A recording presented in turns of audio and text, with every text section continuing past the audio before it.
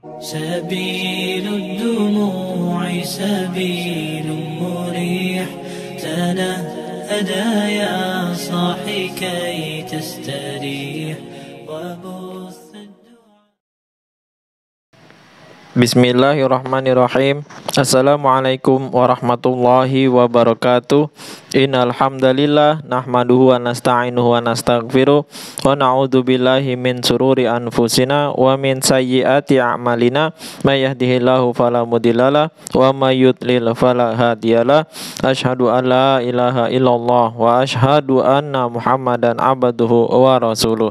Pada kesempatan kali ini, saya masih akan membacakan kitab Fadilah Amal di bagian kitab kisah-kisah sahabat di babnya yang ke-12. Contoh-contoh kecintaan para sahabat radhiyallahu anhum terhadap baginda Rasulullah sallallahu alaihi wasallam di kisahnya yang nomor kelima. Kisah Sayyidina Ibnu Zubair radhiyallahu anhuma meminum darah baginda Rasulullah sallallahu alaihi wasallam.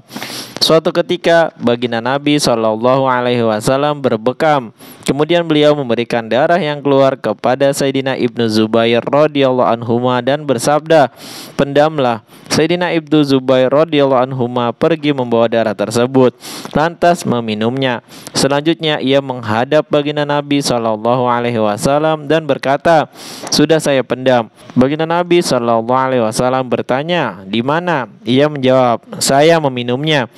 Baginda Nabi SAW bersabda, "Barang siapa yang di dalam tubuhnya mengalir darahku, ia tidak akan disentuh api neraka. Tetapi kamu akan membunuh orang-orang dan orang-orang akan membunuh kamu." Dari kitab Khamis. Faedah: semua yang keluar dari tubuh baginda Nabi SAW seperti kotoran, air kencing, dan sebagainya itu suci. Begitu pendapat yang sahih dari jumhur ulama asy-Syifa'. Untuk itu tidak perlu dipertanyakan lagi perbuatan Sayyidina Ibnu Zubair radhiyallahu anhuma tersebut. Maksud sabda baginda Nabi SAW, "Kamu akan membunuh orang-orang dan orang-orang akan membunuh kamu," adalah isyarat kekuasaan atau kepemimpinannya. Meskipun ia memimpin, akan ada yang menghancurkannya. Sesuai dengan sabda baginda Nabi SAW ketika Sayyidina Ibnu Zubair radhiyallahu anhuma lahir. Beliau menyatakan beberapa isyarat bahwa ia ibarat seekor domba yang dikelilingi sekumpulan serigala-serigala yang berpakaian. Ternyata yang terjadi kemudian adalah pertempuran yang terkenal antara Sayyidina Ibnu Zubair radhiyallahu anhuma melawan Yazid bin Muawiyah dan Abdul Malik. Sayyidina Ibnu Zubair radhiyallahu anhuma syahid dalam pertempuran tersebut. Kisah yang keenam, kisah Sayyidina Malik bin Sinan radhiyallahu anhu meminum darah baginda Nabi sallallahu alaihi wasallam.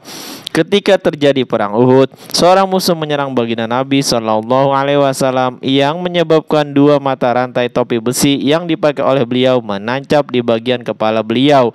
Melihat hal itu, Sayyidina Abu Bakar radhiyallahu anhu dan Sayyidina Abu Ubaidah bin Jarrah radhiyallahu anhu mendekati baginda Nabi sallallahu alaihi wasallam. Lalu Sayyidina Abu Ubaidah radhiyallahu anhu mencabut satu mata rantai topi besi tersebut dengan giginya. Satu mata rantai itu tercabut.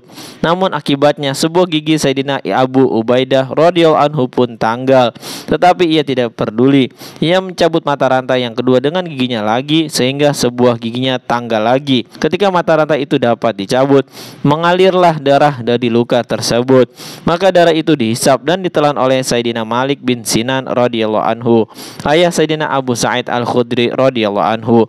Baginda Nabi sallallahu alaihi wasallam bersabda, "Barang siapa yang darahnya bersatu dengan darahku, maka api neraka tidak akan menyentuhnya." Dari kitab Qurratul Uyun. Alhamdulillah, baru saja kita mendengarkan dua kisah, yaitu kisah Sayyidina Ibnu Zubair radhiyallahu anhu meminum darah baginda Rasulullah sallallahu alaihi wasallam, dan kisah yang keenam, kisah Sayyidina Malik bin Sinan radhiyallahu anhu meminum darah baginda Nabi sallallahu alaihi wasallam. Mudah-mudahan kita bisa mengambil hikmah, amal dan sampaikan kepada saudara-saudara kita yang lain. Subhanakallahumma wa bihamdika, asyhadu alla ilaha illa anta, astaghfiruka wa atubu ilaik. Wassalamualaikum warahmatullahi wabarakatuh. سبيل الدموع سبيل مريح تنهدى يا صاحي كي تستريح